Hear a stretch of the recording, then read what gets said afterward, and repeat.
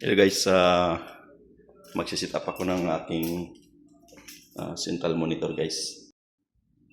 So tapos ko na ma-install yan guys yung mga monitor ko. Ayan. So ito yung aming pediatric ICU na sinisit up ko ngayon. So meron kaming isolation. So yan. Puro 10 beds yan. Ito yung aking central monitor guys ng TV. Bali tatlong monitor, tatlong monitor ang gagamitin ko. Ito dalawa magkabilaan, sa isa yung nasa hanging. Ayan. So gagamit lang ako guys ng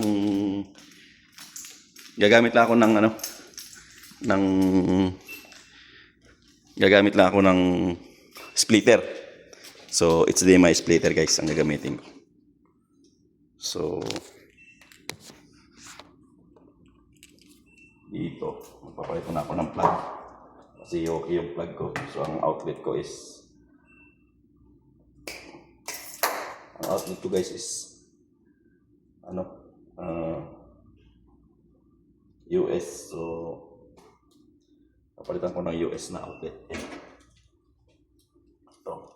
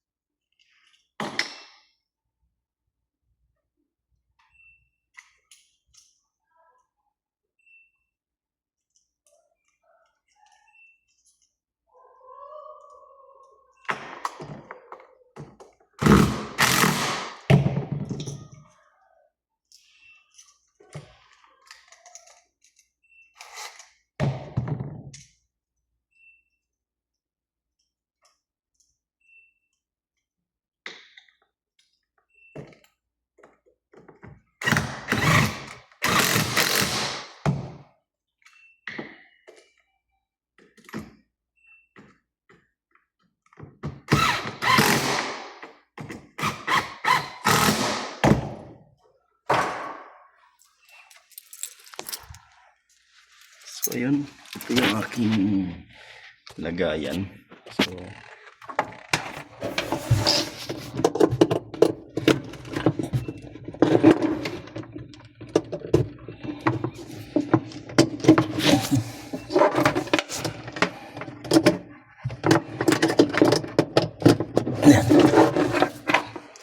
So ito yung aking HDMI splitter guys. So ayan, for output. Ayan, for output yan. So tatlo lang ang gagamitin ko. So ito yung input nya. So ito yung aking HDMI.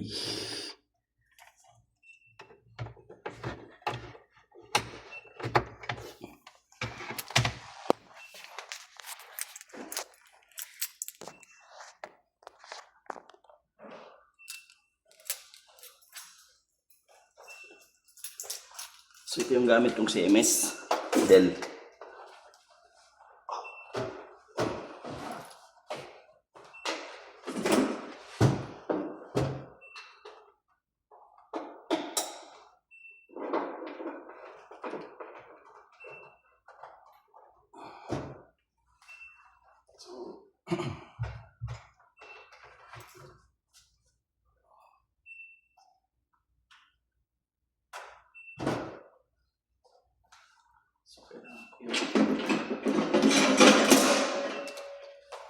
Keyboard at saka mouse.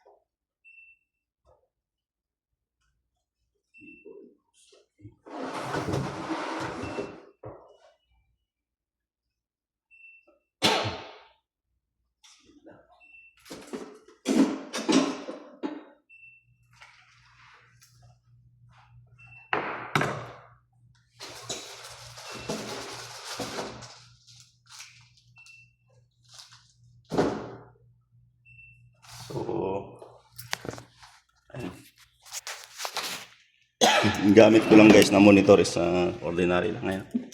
Mumurahin lang yun. Impex. So meron ako isang Samsung dun sa taas.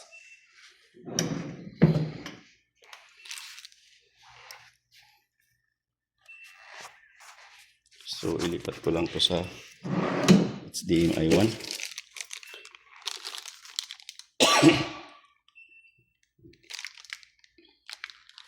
Set up na natin to.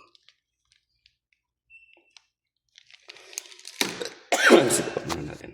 So yan guys. So nakaset up na po sa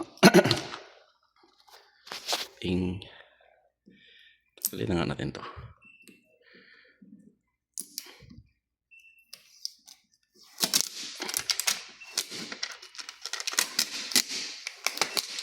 Iyon. So laki. So i-turn on ko rin tong isa kung mayroon ba.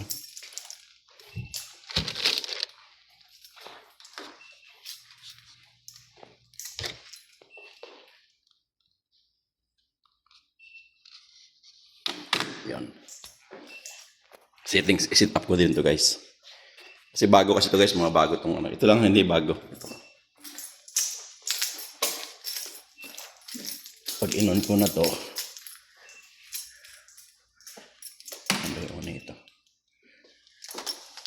Ito. Yan hindi bago yan, luma yan. So naka HDMI 2. Yan. So nakikita na rin siya. So ito, start up lang natin.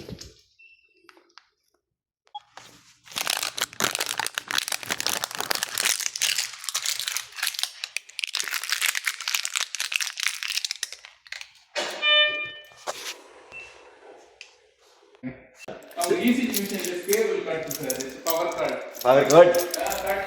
Okay, we will change.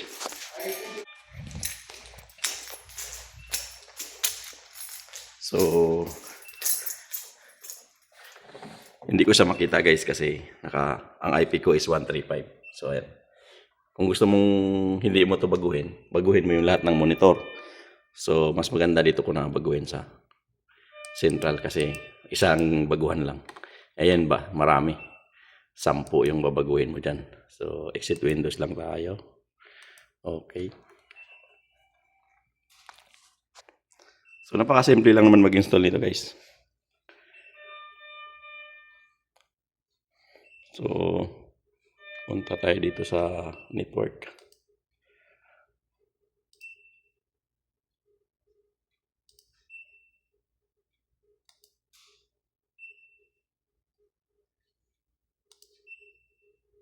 Right click, network and internet. So, dito tayo sa network.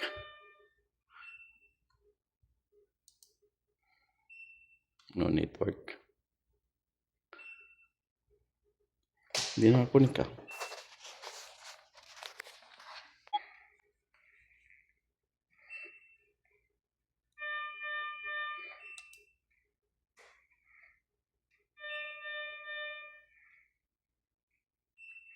So, dito tayo sa proxy. Manual tayo. Manual setup.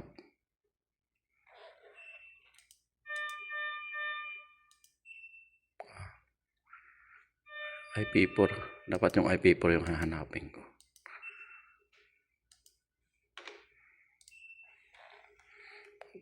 Network. Kasi network settings. Proxy.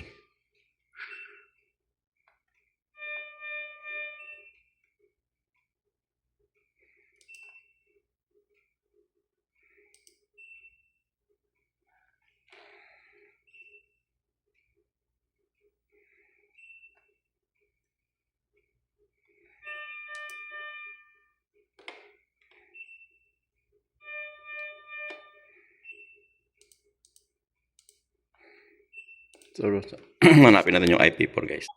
So, dito tayo guys sa internet. So, network 4. So, private. Ito, may third connection off. Private. Ayan. Edit. Kasi 135 yung nakalagay na IP address ko dyan, guys. Edit lang natin yan. So, dapat pala 120.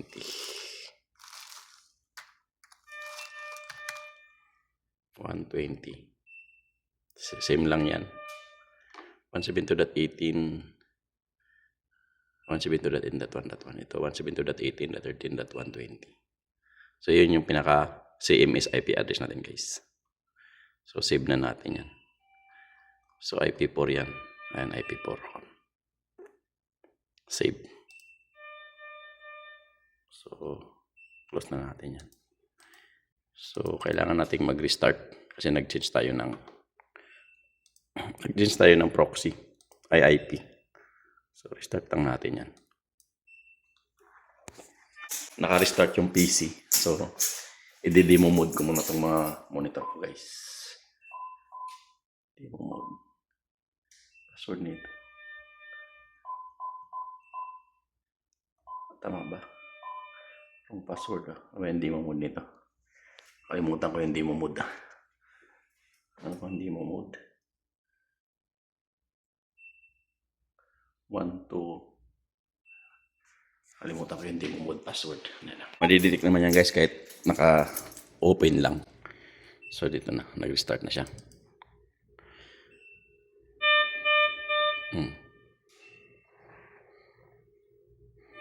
So, sa pag-set up kasi ito, guys, dapat yung IP address mo dito sa central monitor mo, ini-input mo rin yan doon sa mga monitor. Nakalagay naman doon CMS IP. So, input mo lang doon sa CMS IP niya. So, tingnan natin kung magkukunik.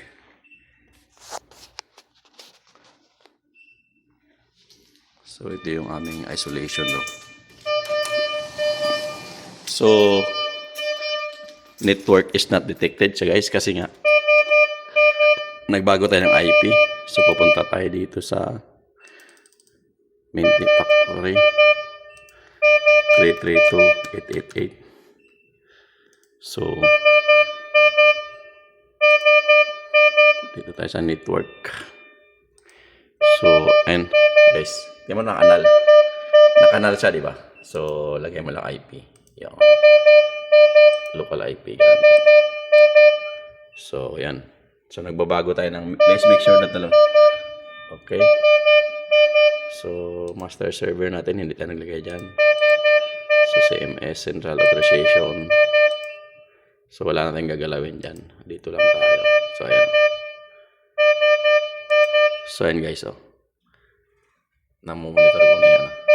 So, kasi pag nagbago tayo ng IP, so, kailangan, this setting have been changed, please restart PC. So, kahit hindi mo pa siya i-restart, alarm reset mo na lang yan. Kaya lang, hindi rin mawawala yan. Kailangan tayo mag-restart. So, kailangan tayo mag-restart, guys. Pero namomonitor mo na yung mga monitor. So, restart tayo. Restart lang, guys. Okay. So, 888. Okay. So, shutdown na siya.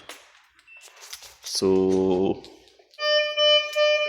ganun lang ka-simple ang ating pag-installation ng ating CMS.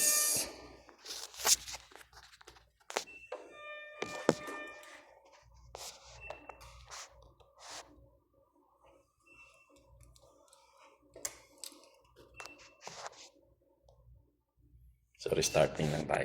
Gagawin ko, i-turn on na ito na mga monitor dito. So, ito wala pa siyang cable. So, i-turn on ko lang. Lalagyan ko rin ng cable yan.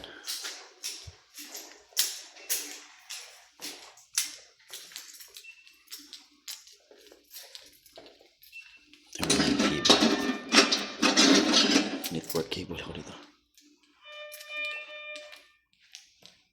Nag-a-alarm yung ating isolation dahil nga nag-open tayo ng room. So, meron kasing alarm system yan, guys, na nire-required kasi ito ng guys, negative pressure. So, sarado lang natin para mawala yung ingay. Ayan. Ayan, nawala na ingay niya. So, So, dito, wala rin tong network dito. So,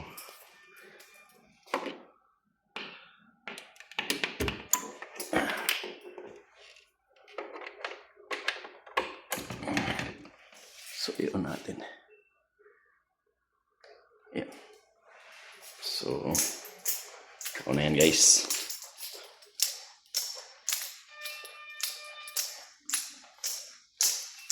So, mahirap mag-isa mag-install guys, kaya dapat may kasama. Kaya lang kung ngayon sisi, wala na akong kasama. So, mahirap. Wala akong partner ngayon. Dati meron. So, wala.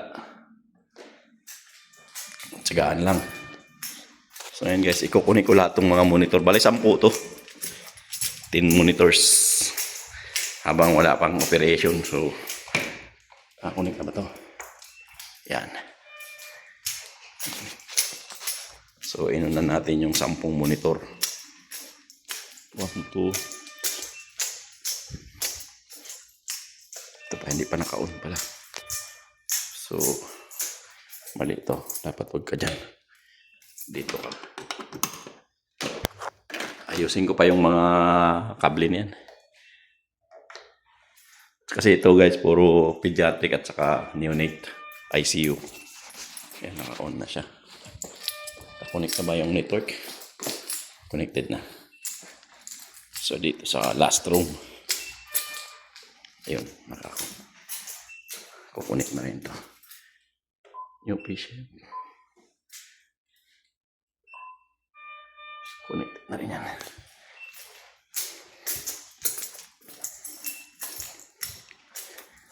So, bukasan natin yung ating CMS.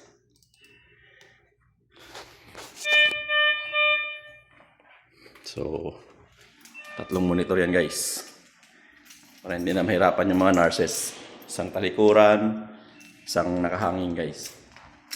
So, gamit lang kayo ng HDMI splitter.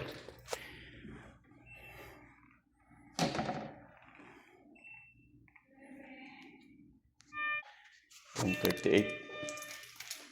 From 38. Oy, boss!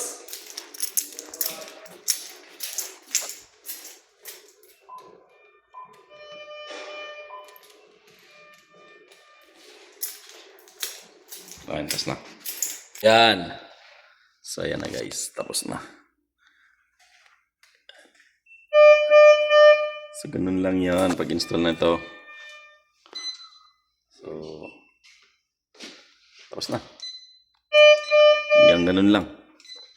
So, configure na. Yung mga ano to, tatanggalin natin to.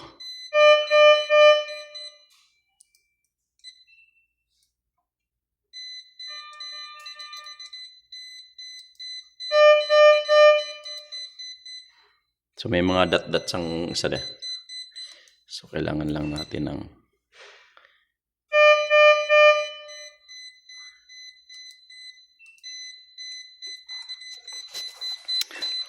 so, kailangan natin tatanggal to guys.